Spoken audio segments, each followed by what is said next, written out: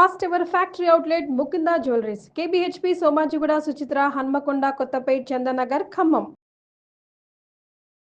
గురుగారు నమస్కారం. గురుగారు జై వీరబ్రహ్మ జై గోవిందబాంబ జై. నమస్కారం గురుగారు, ఇప్పుడు పరిస్థితులు చూసుకున్నట్లయితే పహల్గాం ఘటన తర్వాత యుద్ధం వస్తుందా, ఎలా ఉంటుంది పరిస్థితి అనే క్వశ్చన్ మార్క్ అయితే అందరిలో కనిపిస్తోంది. అటు పాకిస్తాన్లో కూడా యుద్ధం వస్తుందేమో అన్న ఆలోచనతో అక్కడ నిత్యావసర వస్తువుల్ని కూడా ప్రజలు దాచుకుంటున్నటువంటి పరిస్థితి మనం చూస్తూ ఉన్నాం న్యూస్లో. అయితే మీరు తెలియజేయండి, గవ్వల పంచాంగం ద్వారా ఒకవేళ ఇప్పుడు యుద్ధం వస్తే పరిస్థితులు ఏమైనా ఉన్నాయా, అండ్ అలాగే మోడీ గారి జాతకం ప్రకారం కూడా పరిస్థితి ఏ విధంగా ఉంటుందంటారు? ప్రపంచంలో ఎక్కడ వింత జరిగినా, విచిత్రం సంభవించిన, విశ్వ ప్రళయాలు సంభవిస్తూ ఉన్న ఎప్పుడో చెప్పాను బ్రహ్మం గారు అంటూ ఉంటాం. అవును, ప్రపంచంలో ఏ సంఘటన జరిగినా గురుదేవులు కాలజ్ఞానంలో ఎప్పుడో చెప్పారు, ఇలా జరుగుతోందని అంటూ ఉంటాం, వింటూ ఉంటాం. దాయాది దేశంగా, పొరుగు దేశంగా, సోదర దేశంగా ఉన్నటువంటి పాకిస్తాన్కి భారత్కి మధ్యలో యుద్ధం అనివార్యం అవుతుందా అన్నటువంటి పరిస్థితిని మనం చూస్తున్నాం. గవ్వ ప్రశ్నను, ప్రశ్నాశాస్త్రాన్ని అనుసరించి సమీపమైనటువంటి భవిష్యత్తులో ఏం జరగబోతుంది అన్నటువంటి అంశాన్ని గురించి మనం తెలుసుకున్నాం. ప్రశ్నాశాస్త్రాన్ని లెక్కించేటువంటి సందర్భంలో రాహు సంఖ్య అయినటువంటి 4 కని, కేతు సంఖ్య అయినటువంటి 7 కని కొన్ని ప్రత్యేకమైనటువంటి ఫలితాలని ఇవ్వబోతూ ఉంటాయి. ఒకవేళ ఇప్పుడు రాహు సంఖ్య అయినటువంటి 4 వస్తే మాత్రం యుద్ధం అనివార్యం. కేతు సంఖ్య అయినటువంటి 7 వస్తే కొన్ని సంధి మార్గాల ద్వారా ఈ ఘటనకి ఎవరైతే వ్యక్తులు కారణమై ఉంటారో వాళ్ళు శిక్షార్హులవుతారు. ఇక మిగతా గ్రహాలకు సంబంధించినటువంటి అంకెలు ఏవైనా వస్తే జరగబోయే పరిణామాల గురించి మనం తెలుసుకుంటాం. కానీ 4, 7 అన్నటువంటివి మాత్రం ప్రత్యేకమైనటువంటి ఫలితాలని నిర్దేశిస్తూ ఉంటాయి. గురుదేవుల యొక్క అనుగ్రహంతో ఏం జరగబోతుంది అన్నటువంటి అంశాన్ని గురించి ఇప్పుడు మనం తెలుసుకున్నాం. శివాయ బ్రహ్మణే నమ, వీరబ్రహ్మేంద్ర స్వామినే నమో నమ. ఓం హ్రీం క్లీం శ్రీం శివాయ బ్రహ్మణే నమ, వీరబ్రహ్మేంద్ర స్వామినే నమ. మాతా గోవిందమాంబా సమేత వీరబ్రహ్మేంద్ర స్వామినే నమ. భద్రకాళీ సమేత వీరభద్రేశ్వర రక్ష రక్ష. జై వీరబ్రహ్మ జై గోవిందమాంబ జై. వచ్చినటువంటి ఫలితం 6. ఇది శుక్ర భగవానుడికి సంబంధించినటువంటి ఫలితం. ప్రశ్నాశాస్త్రంలో శుక్రుడికి అద్వితీయమైనటువంటి స్థితిగతులు ఉన్నాయి. అభిప్రాయ భేదాలకు కారణం, విడిపోవడానికి కారణం, విడాకుల్లాంటి సమస్యలు దాంపత్య జీవితంలో రావడానికి కారణం, దీర్ఘమైనటువంటి సుమంగళితత్వం ఉండడానికి ఉండకపోవడానికి కూడా కారణం శుక్ర భగవానుడు అవుతాడు. ఈ వచ్చినటువంటి ఫలితం, ఈ శుక్ర భగవానుడికి సంబంధించినటువంటి చర్యలు. 6 సంఖ్య కలిగినటువంటి మాసం, 6 సంఖ్య కలిగినటువంటి మాసం అంటే జూన్ మాసం. 6 సంఖ్య కలిగినటువంటి మాసంలో లేదా 6 మాసాల వ్యవధిలోపు ఈ 2 దేశాల మధ్యలో మరిన్ని అభిప్రాయ భేద సంబంధమైనటువంటి పరిస్థితులు ఎక్కువ అవుతాయి. ఒక దేశం నుండి మరో దేశానికి తీవ్రమైనటువంటి సహాయ నిరాకరణ కూడా జరిగేటువంటి అవకాశం ఉంది. యుద్ధం అనేది ఒక్క రోజులోనో, వారం రోజుల్లోనో, 10 రోజుల్లోనో అవుతుందని మనం అనుకుంటూ ఉంటాం. కానీ గురుదేవులు వీరబ్రహ్మేంద్ర స్వాముల వారి యొక్క కాలజ్ఞాన తత్వంలో ఒక గొప్ప మాట చెప్పబడి ఉంది. మతముల పేరిట మత్సరంభులు పెరిగి మదియించి కొట్టుకొని సచ్చేరయ్య, మనువు వంశము నుండి మనుషులందరూ పుట్ట, మతములెన్నుండునో తెలియండయ్య.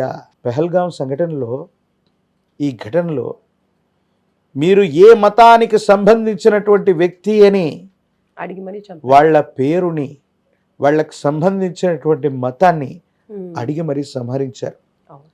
అలాగే బంగ్లా సమీపంలో ఉన్నటువంటి సరిహద్దుల్లో బెంగాల్ ప్రాంతంలో గడిచినటువంటి 3-4 మాసాల క్రితం ఎవరు హిందువు, ఎవరు ముస్లిం అని చెప్పకూడని పదజాలం ఒకటి ఉంది. వాళ్ళ మర్మాంగాలను చూసి సుంతీలు చేయించుకున్నటువంటి వ్యక్తులు వాళ్ళ మతానికి సంబంధించిన వాళ్ళు మిగతా వాళ్ళ మర్మాంగాలను చూసి కూడా మనుషుల్ని చంపినటువంటి దాఖలాలు ఉన్నాయి. అందుకే ప్రపంచంలో మతం అన్నటువంటిది మనిషి యొక్క తలకెక్కింది. ఈ మతం పేరుతో మదించి కొట్టుకొని చచ్చిపోతారని స్వామివారు చెప్పినట్టుగా ఈ మతోన్మాద శక్తులు, చురకత్తులు, మరిన్ని విస్ఫోటకరమైనటువంటి పరిస్థితులు, మళ్ళీ 1-2 ఇలాంటి ఘటనలు పునరావృతమయ్యేటువంటి అవకాశం ఉంది.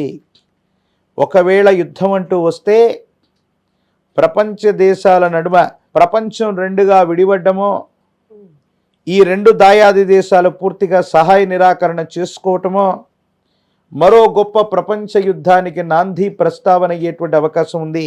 ఎందుకని చెప్తున్నారంటే బ్రహ్మంగారి యొక్క కాలజ్ఞానంలో ఒక గొప్ప మాట ఉంది. విశేషించి గాలిలో విషాన్ని కలిపేస్తారని, ఆ విషం వల్ల మనుషులందరూ కూడా చనిపోతూ ఉంటారని ఓ గొప్ప వాక్యం రాయబడి ఉంది. 7వ దిక్కు లేక సచ్చేరయ్య, గాలిలో విషమునే కలిపేరయ్య అంటే అణుబాంబుల యొక్క ప్రయోగం కూడా జరగబోతుంది.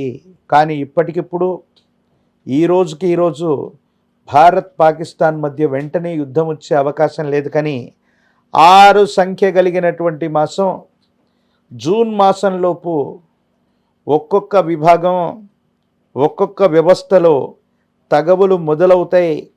పూర్తి స్థాయిలో ప్రపంచంలోని కొన్ని దేశాలు మిత్రులుగాను, శత్రువులుగాను, కూటమిగాను ఏర్పడేటువంటి పరిస్థితి నుండి కొన్ని సంవత్సరాల పాటు కేవలం ప్రచ్ఛన్న యుద్ధమే కాదు, ఆర్థికపరమైనటువంటి వ్యవస్థ, మానవ వనరుల మీద తీవ్ర స్థాయిలో సంవత్సరాల తరబడి కొనసాగేటువంటి ఒక గొప్ప యుద్ధంగా ఇది మారబోతుంది.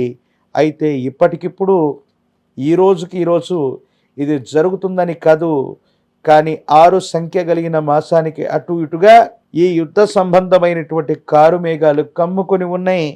యుద్ధం అంటూ మొదలైతే మాత్రం పాకిస్తాన్ని మనం తక్కువ అంచనా వేయలేము. అణుబాంబులు, విస్ఫోటన కలిగించేటువంటి పదార్థాలని భారతదేశం మీద కానీ, ప్రపంచంలో ఒక దేశం వేరొక దేశం మీద కానీ ప్రయోగించటం మూలాన గాలిలో విషం చేరుతుంది. దీనికి కారణంగా కలుషితమైనటువంటి పొగ గాలిలో చేరి అనేక మంది చనిపోయేటువంటి పరిస్థితులు ఉన్నాయి. ఈ 21వ శతాబ్దంలో మనం కని విని ఎరుగనటువంటి ఉద్రేకం, ఇలాంటి విశేషవంతమైనటువంటి ఆందోళన కలిగించేటువంటి పరిస్థితుల్ని మనం చూడబోతున్నాం అనటంలో ఎటువంటి సందేహం కూడా లేదు. ఇప్పటికిప్పుడు కాకపోయినా 6 సంఖ్య కలిగినటువంటి మాసం వచ్చేలోపు యుద్ధ మేఘాలు కమ్ముకొని ఉంటాయి.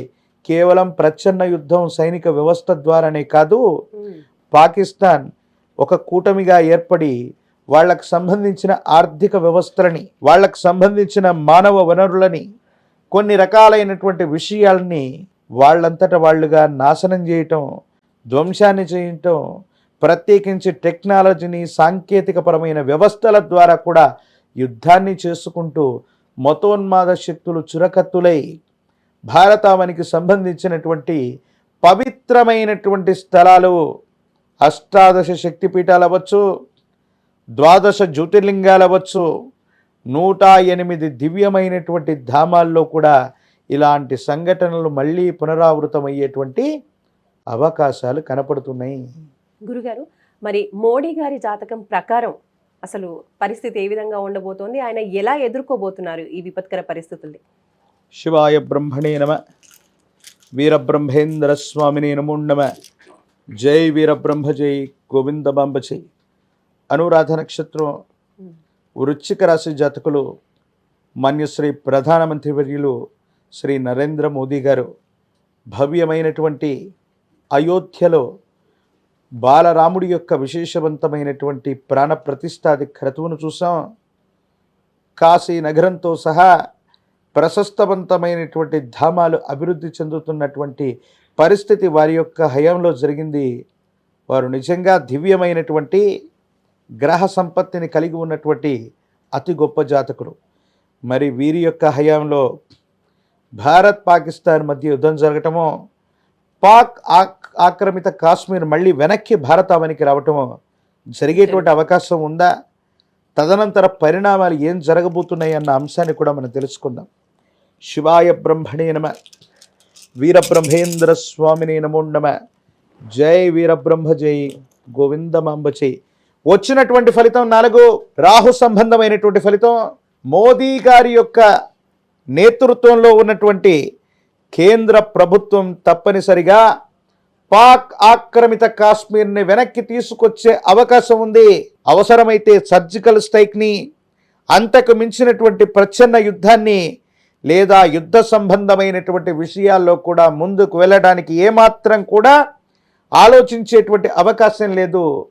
శ్రీ మోదీజీ గారి యొక్క నేతృత్వం, ప్రత్యేకించి వారి యొక్క జాతకంలో ఉన్నటువంటి ఈ విశేషవంతమైనటువంటి గ్రహగతులు భారతదేశాన్ని, భారత ఖ్యాతిని ఎక్కడో నిలబెట్టాయి. ఎవరికి అసాధ్యం అనుకుంటున్నటువంటి ఈ అంశం స్వతంత్ర భారతావని నుండి 7-8 దశాబ్దాలు దాటుతూ ఉన్నప్పటికీ కూడా పరిష్కారం కానటువంటి సమస్యలు ఎన్నో పరిష్కారం అయ్యాయి.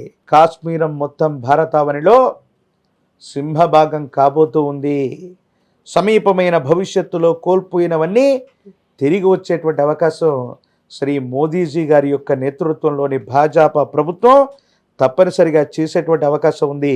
వారి జాతకంలోని గొప్ప యోగంగా మనం దీన్ని చెప్పచ్చు.